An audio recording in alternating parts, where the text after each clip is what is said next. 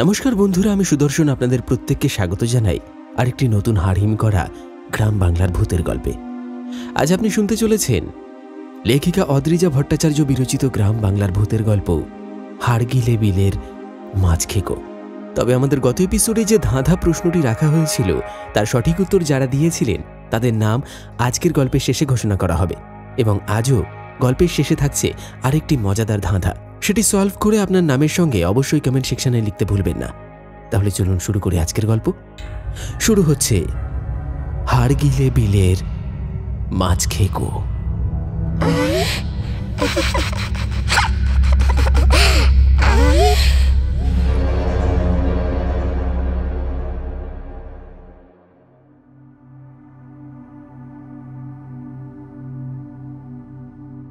শুরুতেই বলি, এই গল্পের মানুষটির বয়স 30-এর ঘরে। নাম সুখলাল হেমব্রম। জগদ্দলপুর গ্রামের পাশেই যে প্রকাণ্ড হাড়গিলে বিলটা রয়েছে তারই একেবারে অপর প্রান্তে ঘন জঙ্গল আর বুনো লতাগুল্মে জড়াজড়ি, জলে ভেজা শ্যাওলার গন্ধে ভারী। শরতের আকাশ তখনও রৌদ্রের চিকচিক, কখনো হালকা ঝিরঝিরে বৃষ্টি হচ্ছে। দিনভর সেই আকাশের নিচে জঙ্গলে শিকার করে বেরিয়েছে সুখলাল। এত কসরতের শেষে হাতে এসেছে একটা মাত্র বনমোরগ। থলির মুখে তার রক্ত শুকোতে শুকোতে লালচে দাগ উঠেছে। বিপত্তি লেগে গেল ফেরার সময়। সকালে আস্তে আস্তে তালগাছের গুঁড়ি কেটে বানানো এক বিশেষ ডিঙি নৌকোয় তাকে বিলটা পার করতে হয়েছিল। পাড়ে উঠে একটা মোটা কাঁঠাল গাছের সঙ্গে দড়ি বেঁধে রেখেছিল সাবধানে। এই বিলটা জগদ্দলপুরের গ্রামের পাশেরই এক প্রকাণ্ড নদীর সঙ্গে গিয়ে মিশেছে, তাই এর আয়তন বিশাল বড়। এদিকে সন্ধ্যা নামতে নামতে সে যখন বিলের ধারে এসে দাঁড়ালো তখন দেখে তার ডিঙি নৌকোর দড়ির মাথাটা ঝুলে আছে। জায়গাটা একেবারে ফাঁকা, ডিঙি নৌকোটা নেই। হাওয়ার ঝাপটা আর জলের ঢেউয়ের ঘূর্ণি তাকে ছিঁড়ে নিয়ে কোন দিকে যে গেছে কে জানে। মুহূর্তে বুকের ভেতর এক ধরনের ফাঁকা ভয় খচখচ করে উঠল। এই জঙ্গলে রাত মানেই শেয়ালের ডাক, কাঁটা জঙ্গল আর অদৃশ্য সাপের সুরসুরি। পা ফেললেই কুয়োর মতো কোথাও ফাঁদ হতে পারে। ওপারে প্রায় 6 মাইল দূরে তার বাড়ি। সেখানে স্ত্রী আর ছোট মেয়েটা হয়তো গোধূলির আলো ফিকে হতে হতে বারবার দোরগোড়ায় এসে দাঁড়াচ্ছে। সুখলাল দাঁড়িয়ে দাঁড়িয়ে দুহাত কপালে ঠেকিয়ে নদীর বুকের দিকে চেয়ে রইল। তারপর নিজেরই গলা একটু টেনে বিরক্তি লুকোতে না পেরে বলল, ধুর, এখন বাড়ি যাও কেমনে রে? ডিঙাটা ডাঙাইটাই না তুললেই তো ভালোই, তো কপালটাই পোড়া একেবারে। হাওয়ায় বুঝি উড়াইয়া নিয়ে গেল। কেমন করে যে বাঁচছিলাম কে জানে। তবে এমন রাত সুখলালের একেবারে অচেনা নয়। তার বাবা থাকতেন যখন সাঁওতাল পাহাড়ের ধারে, তখন শিকার করতে গিয়ে কতবার যে গাছের ডালে বসে রাত্রি পার করেছে দুজন, তারই হত্যা নেই। বাবার শেখানো কৌশল কোমরে দড়ি পেঁচিয়ে ডালের সঙ্গে একটা গিঁট বেঁধে নেওয়া, যাতে ঝিমুনি ধরলেও শরীরটা না পড়ে। সে রাতে দূরে কোথাও বাঘের ঘেঁষা, কাছেই শেয়ালের ভ্যাঁকশোর আর লতায় লতায় হাওয়ার শোঁশো শব্দ। বাবা মাটির গন্ধ আর শুকনো পাতার শব্দ শুনে বলতেন, ডরে না রুখাই, চোখ বুঝে থাক, ভোর হলে নামবি। সেই পুরনো রাতগুলো স্মৃতি সুখলালকে আজও ভরসা দেয়। জঙ্গলের সঙ্গে তার আলাপ অনেক দিনের।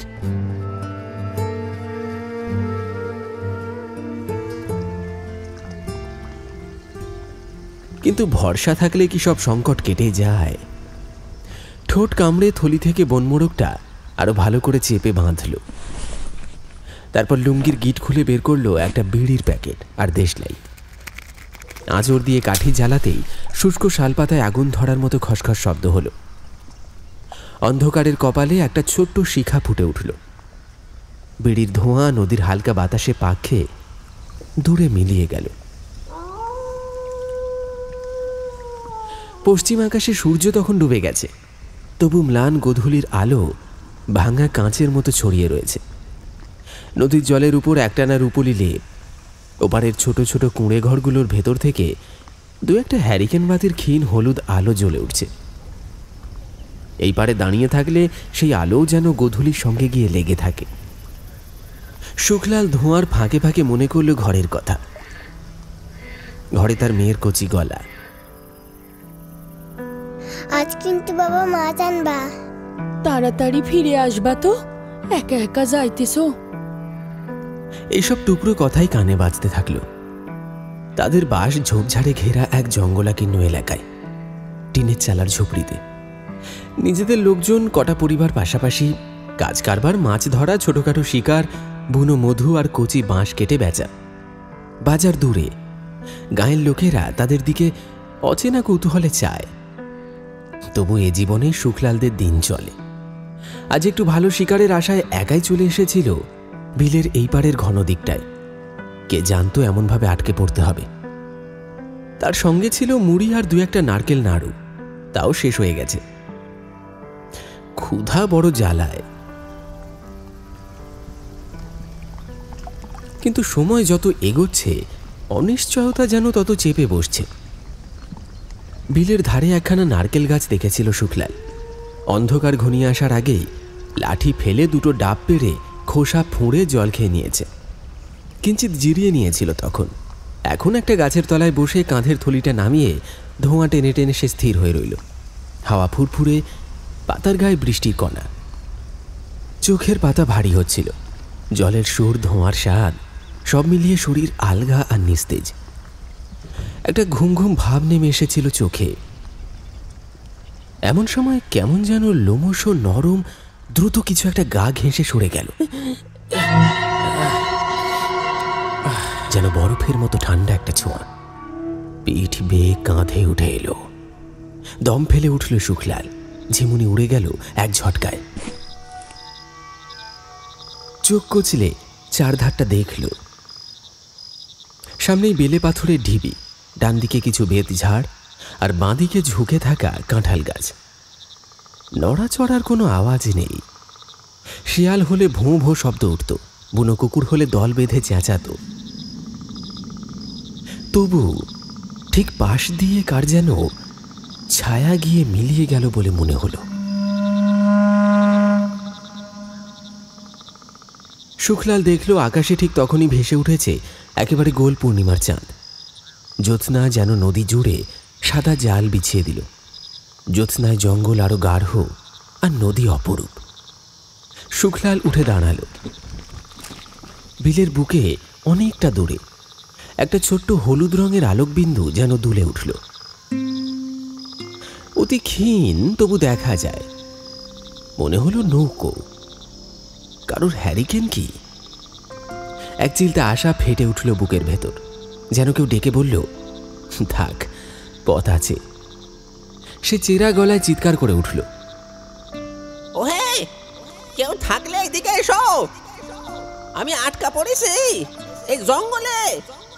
নৌকা থাকলে একটু এই পারে আনেন। কথাটা জলের উপর দিয়ে উড়ে গেল আর শূন্যে মিলিয়ে গেল। বিলের এই অংশটা ভীষণ চওড়া। এপার থেকে ওপার যেতে গেলে অনেকটা সময় লাগে। তবু হলুদ আলোর দাগটাকে মনে হলো যেন একটু একটু করে এগোচ্ছে এই দিকেই। শিশিরে ভেজা ঘাসের ডগার মতো আলোটা বড় হচ্ছে। শুক্লাল তাড়াতাড়ি কাপড়ের থলি খুলে একটা পুরনো গামছার টুকরো ছিঁড়ে নিল। দেশলাইতে আগুন ধরিয়ে সেই টুকরো কাপড়টাকে বাঁশের একটা লাঠির মাথায় বেঁধে তুলে ধরল। আগুনের হলকা ঝরঝর করে জ্বলতে লাগলো। সে লাঠি মাথার উপর নাড়িয়ে সংকেত দিতে লাগলো। শুক্লাল একবার নিজের মনে মনেই বলল,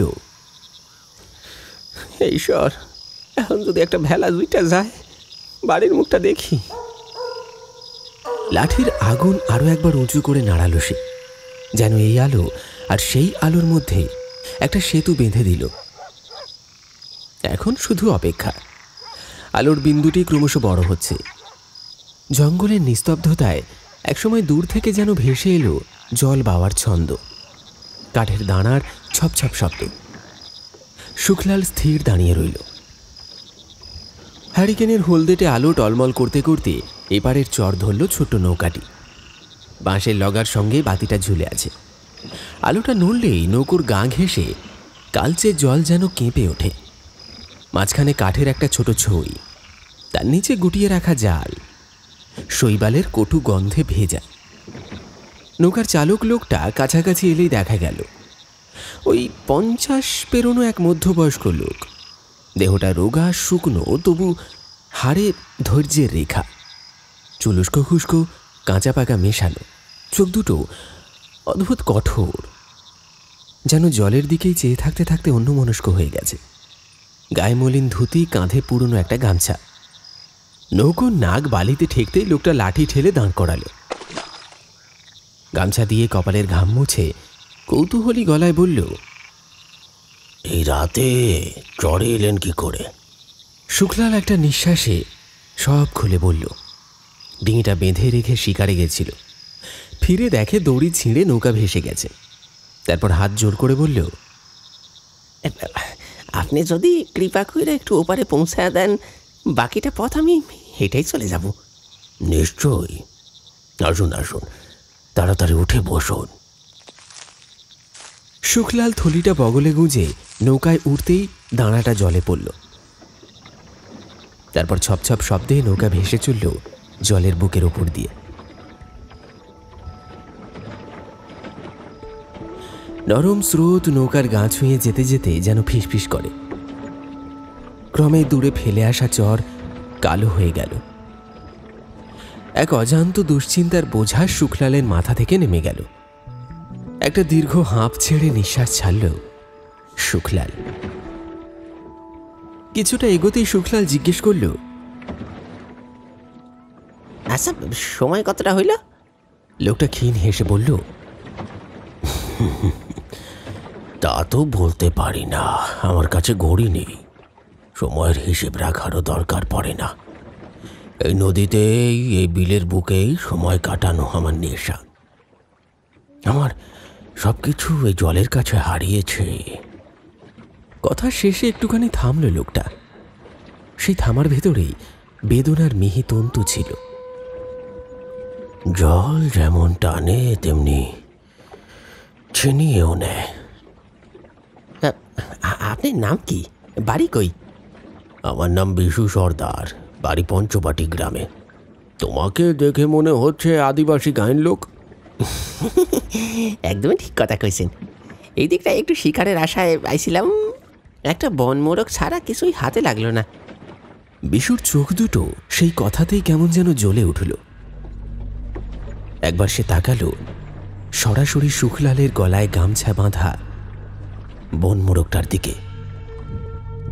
দৃষ্টিটা ছিল লোলুপ, অস্বাভাবিক। হ্যারিকেনের টিমটিমে আলোয় যেন চকচক করে উঠল চোখের কোণা। ঠোঁটের কোণায় যেন এক ফোঁটা লালা বেরোতে গিয়েই সে সুরুত করে টেনে নিল। গামছা দিয়ে ঠোঁট মুছে নিল অকৃত্রিম স্বাভাবিকতায়। আর মুহূর্ত খানিকের জন্যই শুক্লালের মনটা কেঁপে উঠল। অজানা কিছু একটা, অনুচ্চারিত। সংলাপের ভার সামলাতে হালকা গলায় সে বলল, আপনি বুঝি রাইতেই মাছ ধরেন? হ্যাঁ, মাছ তো ধরতেই হবে। আমার মেয়েটা খুব ভালো খায়, বিশেষ করে ওর জন্যই নেমেছি। 2 পয়সা হবে কিনা সে ভাবনা নয়। তার মানে এই রাতে মাছ ধরে রান্না কইরা আপনার মেয়েরে খাওয়াইবেন? না, ঠিক তা নয়। তবে আপনি যদি আজ আমার অতিথি হয়ে আমার হাতের রান্না মাছ খান, আমার আপত্তি নেই। না না, দরকার নাই, দরকার নাই। শুক্লালের পেটে তখন খিদে ঢাকের মতো বাজছে।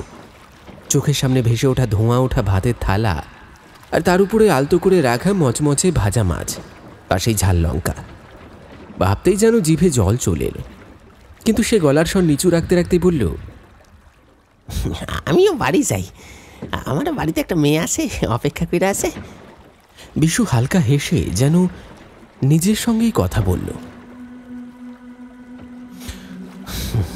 আমার মেয়েটা মাছ বড় ভালোবাসে।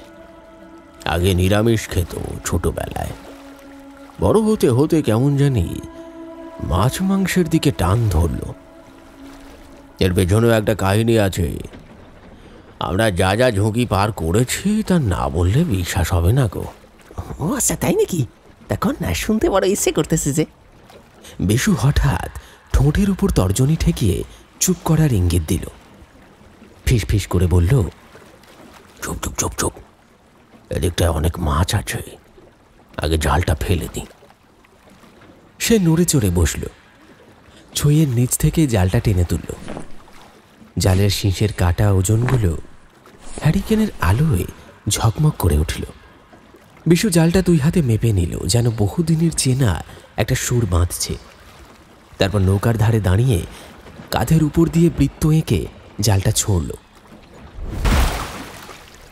মুহূর্তে জালটা জ্যোৎস্নার মধ্যে সাদা পর্দার মতো উড়ে গিয়ে জলের বুকে পেতলের থালার মতো বিছিয়ে পড়ল, আর ছপ করে শব্দটা দূর পর্যন্ত ছড়িয়ে গেল। সুখলাল নিঃশব্দে বসে আছে, হাতের তালুতে তালু ঘষল। চুপ চুপ চুপ চুপ, আবার ফিসফিস করে বলল বিশু, কণ্ঠে অনুশাসনের নরম চাপ। এখানেই থাকে বড় বড় মাছ, জালটা একটু বসতে দাও, তারপর টেনে তুলি। নদীর গায়ে পূর্ণিমা তখন আরেকটু সাদা। নৌকার কাঠে জলের ছোঁয়ায় একটা কর্মর শব্দ ওঠে, যেন বহু পুরনো স্মৃতি গাছের বাকল ছাড়িয়ে মাথা তোলে। শুক্লাল দূরে তাকিয়ে থাকে। ওপারের কুঁড়ে ঘরের আলোগুলো কেমন নিভু নিভু। বাড়ির কথা মনে পড়ে বুকটা কেমন টনটন করে। তবু এই মুহূর্তে এই নৌকায় এই মানুষের পাশে বসে সে টের পায় রাতটা যেন অদ্ভুতভাবে ঘন হয়ে এসেছে।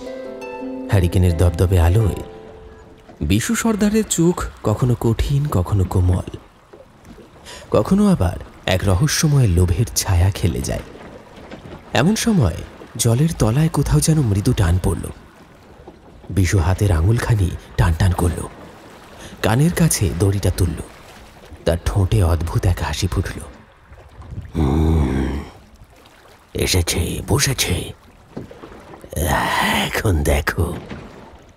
জল ভেঙে জালটাকে ধীরে ধীরে টেনে তুলছিল বিশু জেলে। হ্যারিকেনের টিমটিমে আলোতে তার চোখ দুটো খানিকটা অন্যমনস্ক, কণ্ঠস্বর যেন নিজের সঙ্গেই কথা বলছে।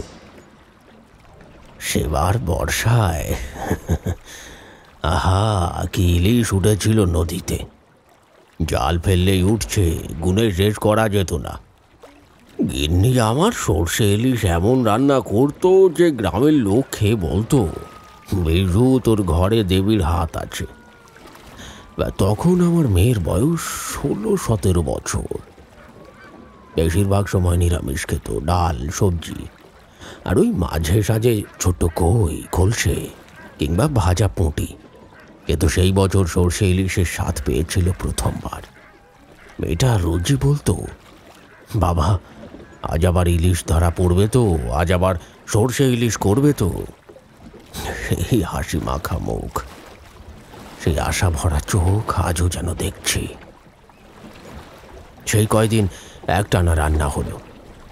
একদিন সন্ধেবেলায় সঞ্জীব ভট্টাচার্য, গ্রামের মাস্টার মশাই, তিনি আমার মেয়েকে পড়াতেন। তার জন্য সামান্য সর্ষে ইলিশ পাঠিয়েছিল আমার গিন্নি। মেয়েটাই নিয়ে গিয়েছিল নিজের হাতে। সঞ্জীব মেয়েটাকে নিজের কন্যার মতোই দেখত। কিন্তু হায়, যাওয়ার পথে যে শ্মশানটা পড়ে, ওই শ্মশানের পাশ দিয়ে একা একা মেয়েটাকে পাঠানোই ছিল আমাদের সর্বনাশ। শুকলাল শিউরে উঠল, নৌকার গায়ে হাত রেখে চুপচাপ শুনতে লাগল। বিশু কণ্ঠস্বর আরো গম্ভীর, আরো ভয়ের ছায়ায় আচ্ছন্ন হল। সেই রাতে মেয়েটা ফিরে এসে দিব্যি ছিল, কিন্তু খানিক বাদেই পেট চেপে ধরল, ছটফট করছে। গিন্নি বলল, সন্ধে পর্যন্ত তো ঠিকই ছিল, সঞ্জীব মাস্টারকে সর্ষে ইলিশ দিয়ে এলো, তারপর থেকেই শরীরটা কেমন যেন। আমি তখন বাড়ি ছিলাম না, ফিরেই দেখি চোখ দুটো কেমন বড় হয়ে গেছে, যেন ভেতর থেকে কেউ ঠেলে দিচ্ছে, বেরিয়ে আসবে এক্ষুনি। মাথার চুল এলোমেলো, জ্বর ভীষণ। হঠাৎ হঠাৎ বিছানায় শুয়ে থাকা থেকে উঠে বসে, হাত পা ছড়িয়ে দেয়।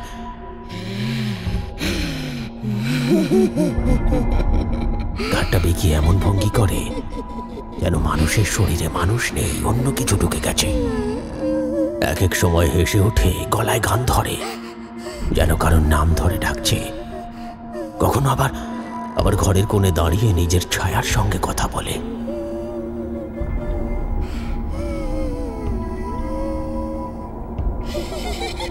যেন সে আরেকজনকে দেখছে সেখানে।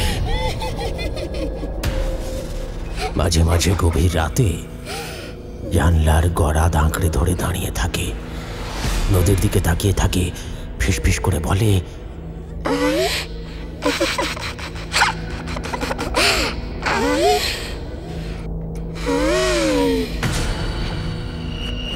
কিন্নি ভয়ে কোঁকড়ে যায়। হ্যাঁ, আমি দেখেছি। এটার চোখে তখন একেবারে রক্ত টলমল করে, শরীরটা কাঁপে, ঠোঁট কামড়ে রক্ত বেরোয়। অচেনা কেউ যেন তার গলায় কথা বলছে, কখনো বৃদ্ধ, কখনো বাচ্চা মেয়ের গলা।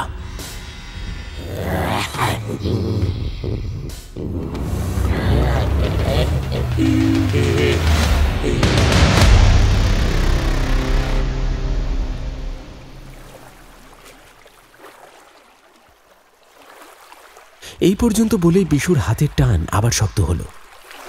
জাল এবার জল ছেড়ে একেবারে নৌকার পাটাতনের ওপর ছিটকে এলো। আর চোখের সামনে তখন অদ্ভুত দৃশ্য। জালের ফাঁক ভরে কেবল রূপলি ঝিলিক। নৌকার মেঝেতে একে একে জমা হতে লাগলো প্রচুর ইলিশ মাছ। একসঙ্গে এত মাছ দেখে শুকলালের চোখ ছানা বড়া হয়ে গেল। শরৎকালে এমন ফলন, এ যে অবিশ্বাস্য। মাছগুলো প্রথমে ছটফট করল, জলের বাইরে উঠে এসে লেজ পাতা কাঁপিয়ে উঠল, ঝলমল করে উঠল আঁশ, আর তারপর মুহূর্তের মধ্যেই যেন নিস্তব্ধতা নেমে এলো। ইলিশ মাছের প্রান্ত অতি ক্ষুদ্র, বাতাসের সংস্পর্শে এলেই নিভে যায়। একে একে মাছগুলো স্থির হয়ে গেল। নৌকার তক্তার উপর ছড়িয়ে পড়ে রইল রূপলি দীপ্তের মৃত সাজে। শুকলাল তাকিয়ে রইল স্তম্ভিত হয়ে। ভেতরে ক্ষুধার্ত, পেটে টান আছে, তবু এই দৃশ্য তার চোখে যেন অদ্ভুত আতঙ্ক ঢেলে দিল। নৌকার তক্তার উপর রূপলি মাছগুলো জড়ো করে রেখেছিল বিশু। শুকলাল মুগ্ধ বিস্ময়ে তাকিয়ে থেকে ভাঙা গলায় বলল, আপনার হাতে তো দেখছি কাম আছে বেশ।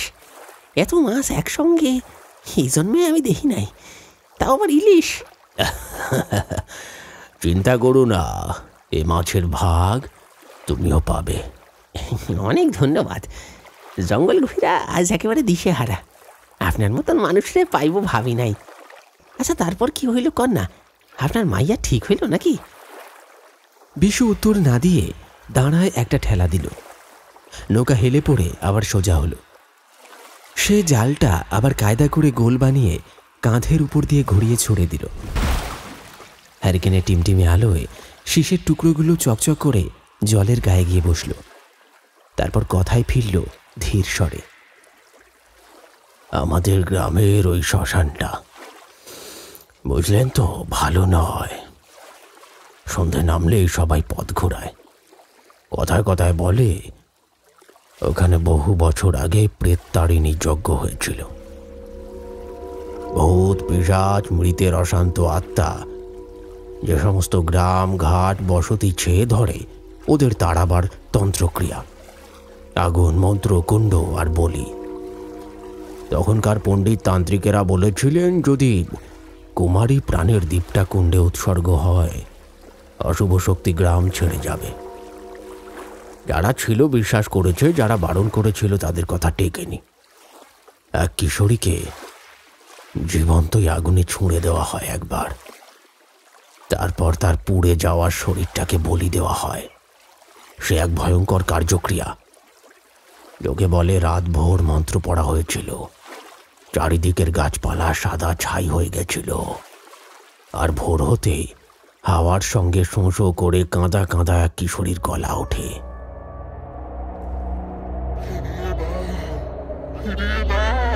সেই রাত থেকেই নাকি শ্মশানের অদৃশ্য চিতায় নিজে নিজে আগুন জ্বলে ওঠে। কমলা লেবুর খোসার মতো ধূসর শিখা কাঁপে। মাঝে মাঝে নদীর দিক থেকে ভেসে আসে গন্ধ, সর্ষের তেলে ফোড়নের মতো কটু, আর তার সঙ্গে কিশোরী কান্না। কেউ গেলে দেখে শ্মশানের এক কোণে পোড়া নিম গাছের গায়ে কালি ডোরা, আর মাটিতে যেন আঙুলের আঁচড়, যেন কেউ ভিতর থেকে মাটি ঠেলে বেরোতে চাইছে।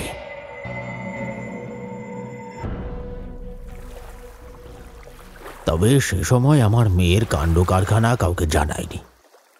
তলে তলে ৩-৪ দিন কেটে গেল। ঘরে বন্ধ করে রাখলাম, জানলার পাল্লা বেঁধে দিলাম, কিন্তু অস্বাভাবিক আচরণ দিনে দিনে বাড়ে। আর ঠিক তখনই খবর এলো শ্মশানে নাকি এক পাগল বেশে সাধু বাবা এসেছেন। ছাই ভস্য মেঘে পড়ে থাকে, কখনো চোখ বন্ধ করে বসে, কেউ মরা পোড়াতে এলে দূর থেকে চিতার দিকে তাকায়, যেন আগুনের ভেতরেই সে কারোর সাথে কথা বলছে।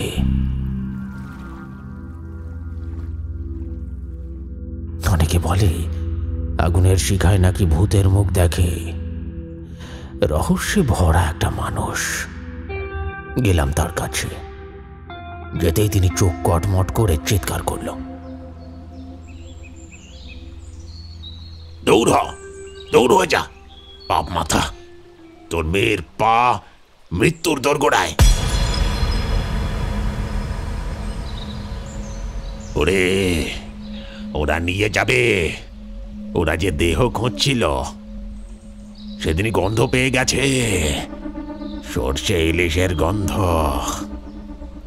আমার শরীর অবশ। আমি হাঁটু ভেঙে পড়ে গেলাম তার পায়ে। ধুলো মলিন ছাইলে পাপা, কাঁদতে কাঁদতে বলি, বাবা বাবা, আপনি অন্তর্যামী। আমার মুখ খোলার আগেই সব বুঝলেন। কৃপা করেন, উপায় দেখান। ও ছাড়া ঘরে কেউ নেই, আমার গিন্নি আর আমার মেয়ে, ওরাই সব।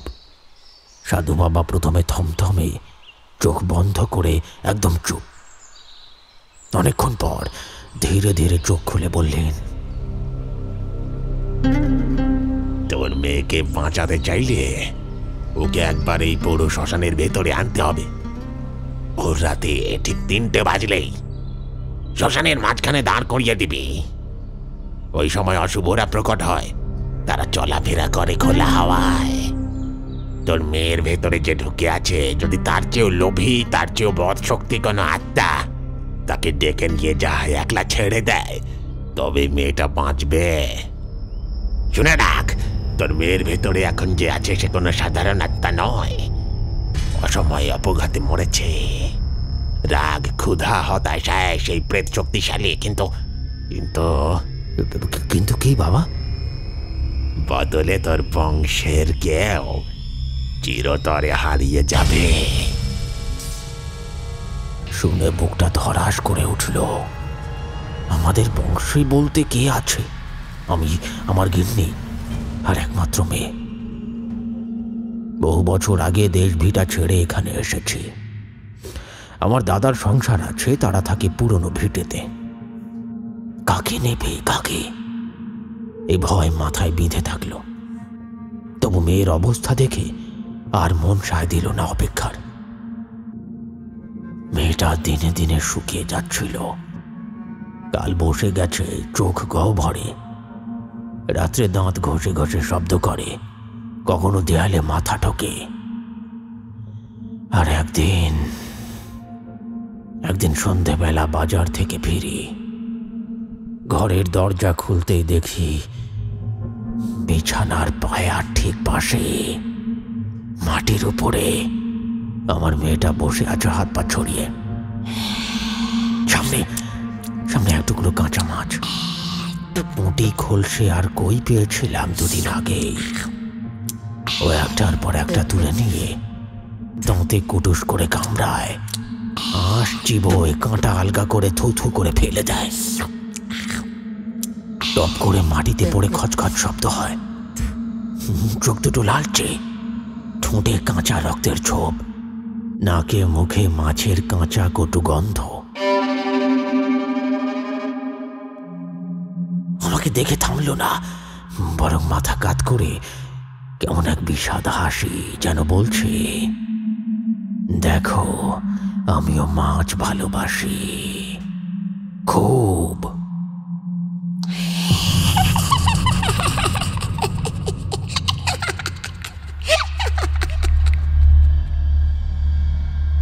শুকলালের গায়ে কাঁটা দিল। সে অজান্তেই গলার স্বর নিচু করল।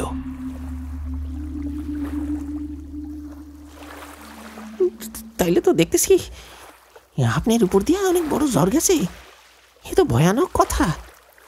শেষমেশে কন, আপনি কি সিদ্ধান্ত লইলেন?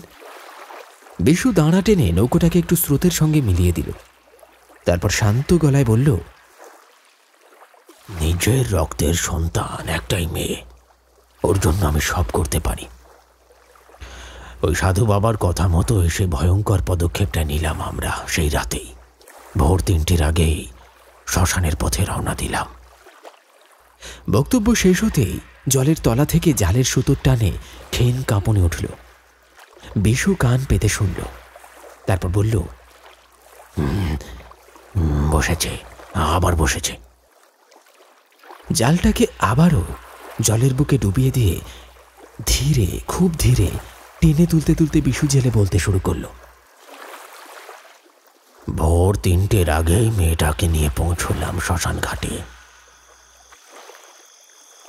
যাওয়ার আগে সাধু বাবার দেওয়া মন্ত্র জল, ছোট্ট পিতলের ঘট ভরা, ওটাই মেয়ের মাথায় ছিটিয়ে দিলাম। জলটা পড়তেই ওর চোখে কেমন এক কুয়াশা নেমে এলো। দৃষ্টি ফাঁকা, মুখটা নিস্পন্দ, যেন ঘোরে ডুবে গেল। আমি বললাম, চল আমার পেছন পেছন চল, যেদিকে পথ দেখাবো সেদিকে যাবি। আমি অবাক, একটু চাপাচাপি করলো না।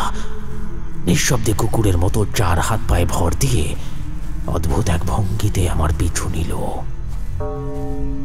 নিল শ্মশানের দিকে। সেই রাতের নিস্তব্ধতা কেউ বিশ্বাস করবে না। ঘাসে ঠান্ডা শিশির, দূরে কোনো কুকুরও ডাকলো না।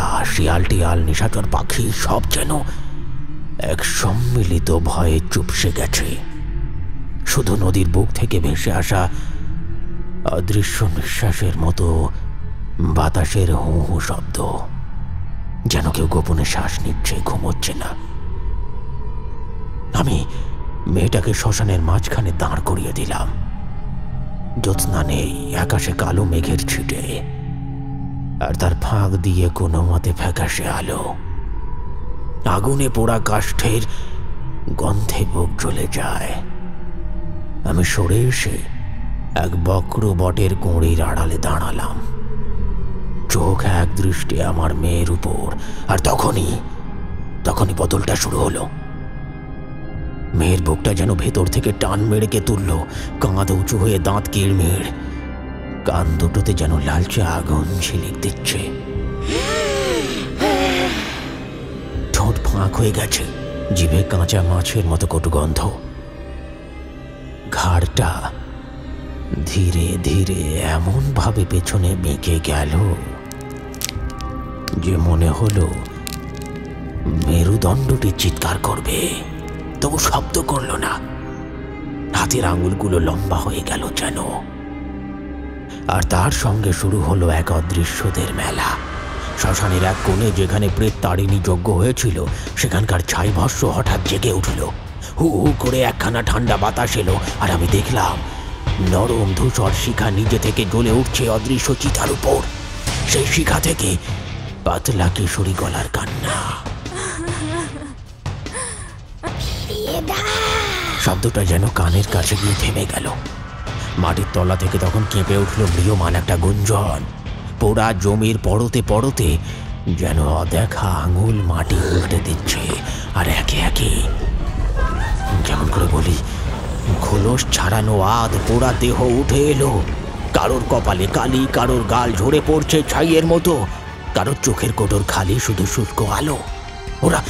ওরা গোল করে দাঁড়ালো আমার মেয়েটার চারিদিকে, যেন একটা নিঃশব্দ সভা।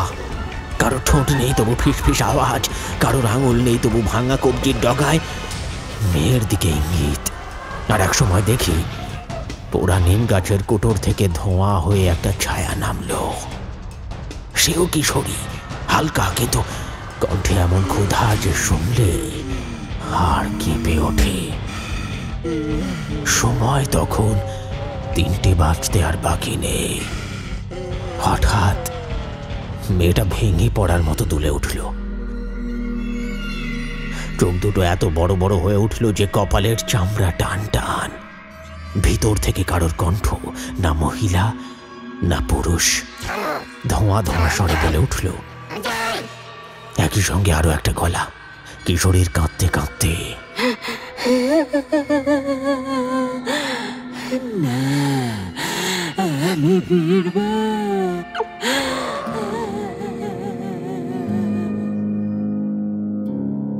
দুই কণ্ঠে টানাটানি।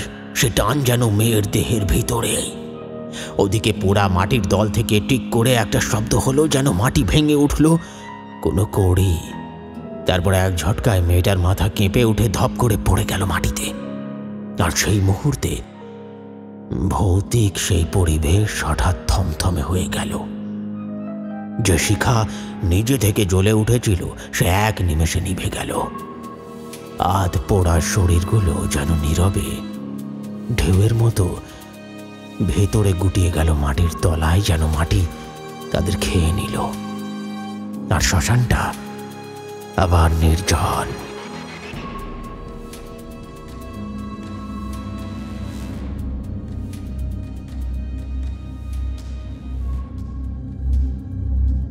আমার ঠোঁটের কোণে কে জানে কতদিন পরে একটা নিঃশ্বাসের হাসি, যেন বুকের ভারটা সামান্য নেমে গেল। চারপাশে তাকিয়ে দেখি সেই সাধু বাবা আজ কোথাও নেই। রাতের এই শেষ প্রহরে যখন তাকে থাকা উচিত ছিল তিনি নেই। আমি দৌড়ে গিয়ে মেয়েটাকে কোলের উপর তুললাম। শরীরটা ঠান্ডা, কিন্তু নিঃশ্বাস আছে খুব ক্ষীণ। গিন্নি সাহস করে একটা হ্যারিকেন হাতে এসে পৌঁছেছিল ঠিক সময়। আমরা দুজনে ধরাধরি করে ভোরের প্রথম আলো ফুটবার আগে মেয়েটাকে নিয়ে বাড়ির পথ ধরলাম। এখানেই বিশু থামল। নৌকার গা ঘেঁষে উঠল জলের গন্ধ। সুখলাল দীর্ঘশ্বাস ফেলে ফিসফিস করল, আচ্ছা, শেষ মাসে তাইলে আপনার মাইয়া ঠিক হইল। যাকে ভালো কথা। নিজের সন্তানের এমন কষ্ট কোনো মা বাবাই দেখতে পারে না। আচ্ছা, কিন্তু ওই সাধু কইছিল না আপনার মাইয়ার মুক্তির সঙ্গে সঙ্গে আপনাকে বংশের কেউ মরবে? পরে কি কোনো অঘটন ঘটল? বিশু প্রথমে মৃদু হেসে দিল, শুকনো আর সংযত। তারপর সেই হাসি যেন ধীরে ধীরে বাড়তে লাগলো।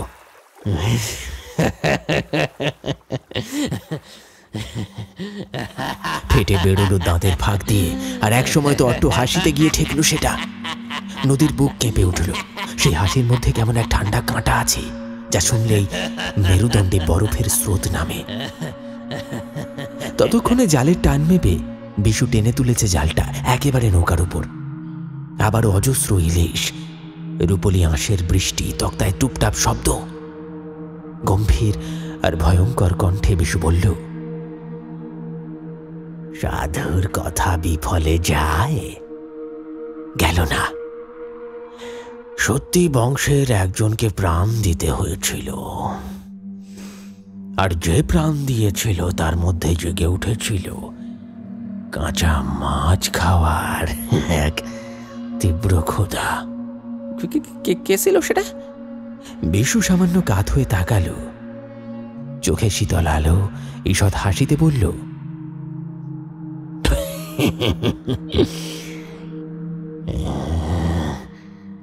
আমি।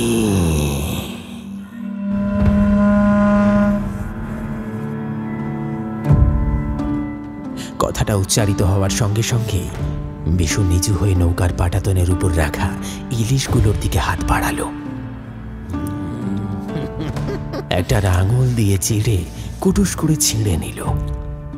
জিভে ছোঁয়াতেই সেই কাঁচা লবণ মাখা কাঁটার গন্ধ, আর বিশু চোখ বুজে দিল পরম সুখে। তারপর যেমন কুকুর হাড় চিবোয় তেমন শব্দ তুলে দাঁতে দাঁতে মাছের মাথাটা ভেঙে ফেলল।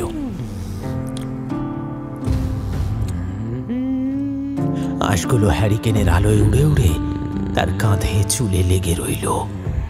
রক্ত মিশে কাঁচা মাছের কটু গন্ধে বাতাস ভারী হয়ে উঠল। সে থামল না। আরেকটা ইলিশ, তারপর আরেকটা। মুঠো ভরা দাঁত ইলিশের পেটে ঢুকিয়ে কাঁটাগুলো চর চর শব্দে পেষণ করে ফেলল। কাঁটা আর থুতু ভিজে ছিটকে পড়ল তক্তায়। দুপায়ের পাতা রক্তে ভিজে এক ধরনের শ্যাওলা চকচকে আঠালো ভাব। হাতের তালুতে সাদা রুপোলি আঁশের আস্তরণ। বিশুর চোখ তখন আর মানুষের নেই। দৃষ্টিতে কেবল লোভ, আদিম ক্ষুধা, এমন এক উল্লাস যা জীবিতদের নয়। সে যেন ভুলেই গেছে নৌকায় আরেকজন আছে, বা আছে বলেই যেন আরো তৃষ্ণায় চিবোচ্ছে। কেউ দেখুক, তাকিয়ে থাকুক, তাতে তার কিচ্ছু আসে যায় না। এই দৃশ্য দেখে সুখলালের গলায় আটকে থাকা চিৎকারটা এক ঝটকায় বেরিয়ে এলো। এইমাত্র তার বোধ এক সূত্রে জুড়ে গেল। যার নৌকায় সে উঠেছে সে মানুষ নয়। রাতের বেলা নদীতে নেমে মাছ ধরার আচিলায় যে কাঁচা মাছ খায় সে মানুষ হতে পারে না। সে এক মাছ খেকো, অর্ধেক মানুষ অর্ধেক অশুভ। সাধুর আশীর্বাদে যেমন মেয়ে বেঁচেছিল, অভিশাপে তেমনি বিশু হারিয়েছে মনুষ্যত্ব। এখন কেবল সে ক্ষুধার্ত। সামনের দৃশ্যটা আর সহ্য হলো না। চোখের সামনে রূপলি মাছ, লালচে দাঁত, কালচে জিহ্বা, সব ঘুরে একাকার। সুখলাল তীব্র চিৎকার ছেড়ে নৌকার পাটাতনের উপর ধপ করে লুটিয়ে পড়ল।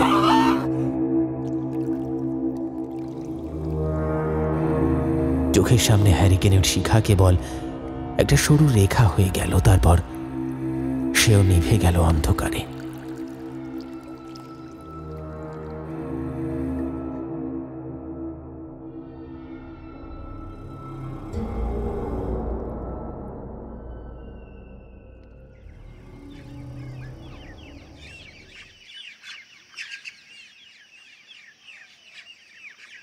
পরদিন সকাল।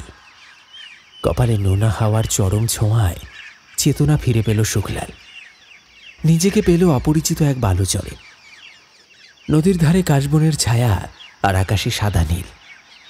মাথার নিচে ভেজা গামছা, গলায় থলি। আশেপাশে কোনো নৌকার চিহ্ন নেই। শুধু পায়ের কাছে কালচে দাগের মতো কিছু জমাট বাঁধা রক্ত আর ঝরে পড়া আঁশ। রূপলি কিন্তু শুকনো। ধর্মর করে উঠে বসে সুখলাল। তারপর চারপাশ দেখে। দেখে বুঝলো মানুষের বসতি দূরে নয়। হাঁটতে হাঁটতে পৌঁছলো একটা গ্রামে। গ্রামে ঢোকার মুখে লেখা আছে পঞ্চবাটি।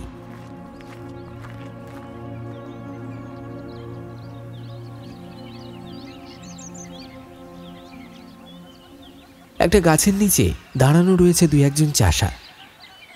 সুখলাল কাতর গলায় জিজ্ঞেস করল, দাদা, বিশু সর্দার কি এইখানেই থাকে? একজন বৃদ্ধ চাষা একবার মাথা নাড়ল, তারপর ভ্রু কুঁচকে বলল, কেন গো বাবা, তুমি কেমন করে এ নাম জানলে? বিশু সর্দার তো... রাতে বিশু সর্দারের মুখে শোনা সেই গল্প সংক্ষেপে আরেকবার এখানেও শুনতে পেল সুখলাল। এক নিঃশ্বাসে সমস্তটা বলার পর সে বৃদ্ধ চাষা বলল, সেই রাত থেকেই তো কোনো জেলে আর নৌকা নামায় না। সবাই বলে বিশু জেলে নাকি মাছ খেকো হয়ে জলে ভাসে, স্রোতেও ডোবে না, হ্যারিকেনের আলো দুলে দুলে ঘোরে এই জলের ওপরে। সুখলালের পিঠ বেয়ে ঠান্ডা ঘাম নেমে গেল। গত রাতের দৃশ্য টুকরো টুকরো হয়ে ফিরে এলো। রূপলি মাছ, দাঁতের চরচর শব্দ, অট্টহাসি আর নদীর বুকের নিঃশ্বাস। সে নিঃশব্দে মাথা নোয়ালো। গ্রামের ধুলো মাখা পথ ধরে যখন সে ফিরে চলল, আকাশে তখন শরতের হালকা রোদ, কিন্তু তার বুকের মধ্যে এক চিরস্থায়ী শীত বসে রইল। নদীর দিকে একবার তাকিয়ে ধীরে সে বলল, জল সব নেয়, কিন্তু সব ফেরত দেয় না।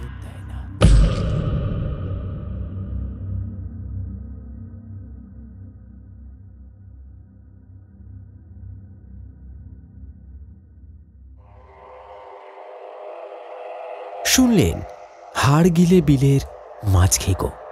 আমাদের আজকের নিবেদনের এই গল্পটি আপনার কেমন লাগলো অবশ্যই কমেন্টে লিখে জানাতে ভুলবেন না। যেমনটা গল্পের শুরুতে বলেছিলাম, আজও গল্পের শেষে থাকছে একটি মজাদার ধাঁধা। আচ্ছা, একটু চিন্তা ভাবনা করে বলুন তো, এমন কি জিনিস রয়েছে যেটা ভাঙাতেই আনন্দ এবং ভেঙে গেলে সবাই হাততালি দেয়? অবশ্যই আপনার নামের সঙ্গে সঠিক উত্তরটি কমেন্ট বক্সে লিখে জানাতে ভুলবেন না। তাহলে চলুন একবার ঝটপট দেখে নেওয়া যাক আমাদের গত এপিসোডে কারা কারা ধাঁধার প্রশ্নের সঠিক উত্তর লিখে কমেন্ট করেছিলেন। আমাদের গত এপিসোডের ধাঁধাটি ছিল, কোন জিনিসটি তুমি যতই বেশি নাও না কেন তা ততই পিছনে ফেলে আসতে হয়। এবং এই প্রশ্নের সঠিক উত্তর হচ্ছে পায়ের ছাপ এবং সময়। সঠিক উত্তর লিখে কমেন্ট করেছেন হেমন্ত মণ্ডল, সায়ন মৈত্র, গণেশ দাস, মিঠু দাস, রিয়া দাস, শেখ মুর্শেদ, রাজদীপ কর্মকার, রনি দাস, গায়ত্রী, মোহাম্মদ সদ্দাম হোসেন, অমিত হাজরা, সঙ্গীতা কর্মকার, বিশ্বনাথ ঘোষ এবং দীপু বিশ্বাস। আপনাদের প্রত্যেককে অনেক অনেক ধন্যবাদ জানাই আমাদের সঙ্গে জুড়ে থাকার জন্য। এক রাশ ভালোবাসার সঙ্গে শেষ করছি আজকের এই বিশেষ নিবেদন। তবে আমি সুদর্শন আবার আড্ডা দিতে আসব আগামী এপিসোডে আপনার সঙ্গে। তাই ততক্ষণের জন্য সঙ্গে থাকুন এবং সাবস্ক্রাইব করুন গপ্পখোর।